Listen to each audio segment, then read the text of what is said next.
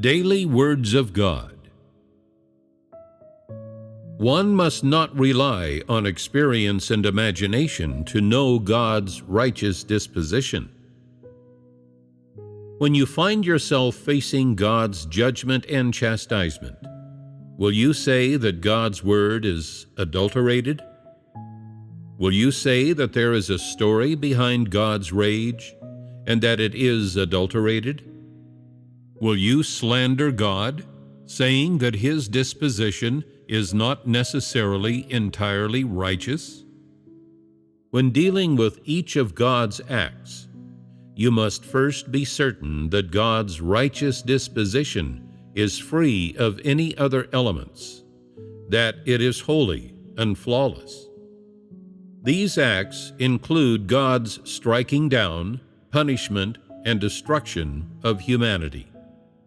Without exception, every one of God's acts is made in strict accordance with His inherent disposition and His plan, and includes no part of humanity's knowledge, tradition, and philosophy. Every one of God's acts is an expression of His disposition and essence, unrelated to anything that belongs to corrupt humanity.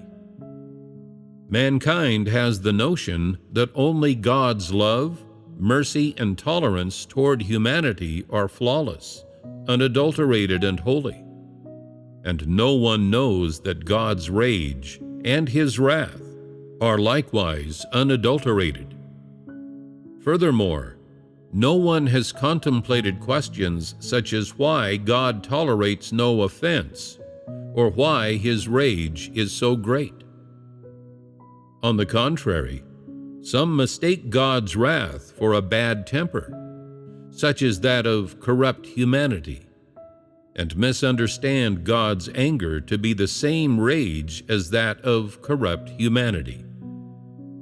They even mistakenly assume that God's rage is just like the natural revelation of humanity's corrupt disposition, and that the issuing of God's wrath is just like the anger of corrupt people when they are faced with some unhappy situation, and believe that the issuing of God's wrath is an expression of His mood. After this fellowship, I hope that every one of you will no longer have any misconceptions, imaginings, or speculation regarding God's righteous disposition. I hope that after hearing my words, you can have a true recognition in your hearts of the wrath of God's righteous disposition, that you can put aside any previous mistaken understandings of God's wrath, and that you can change your own mistaken beliefs and views of the essence of God's wrath. Furthermore, I hope that you can have an accurate definition of God's disposition in your hearts, that you will no longer have any doubts as to God's righteous disposition, and that you will not impose any human reasoning or imagining onto God's true disposition. God's righteous disposition is God's own true essence. It is not something written or shaped by man. His righteous disposition is His righteous disposition and has no relation or connection to anything of creation. God Himself is God Himself. He will never become a part of creation, and even if He becomes a member of the created beings, His inherent disposition and essence will not change. Therefore, knowing God is not the same as knowing an object. To know God is not to dissect something, nor is it the same as understanding a person. If man uses his concept or method of knowing an object or understanding a person to know God, then you will never be able to attain knowledge of God.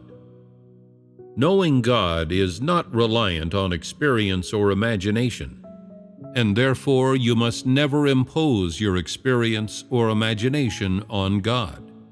No matter how rich your experience and imagination may be, they are still limited.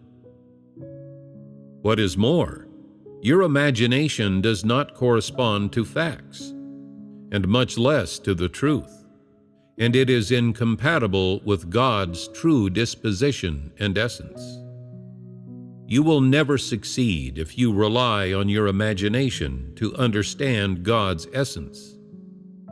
The only path is this: accept all that comes from God, then gradually experience and understand it.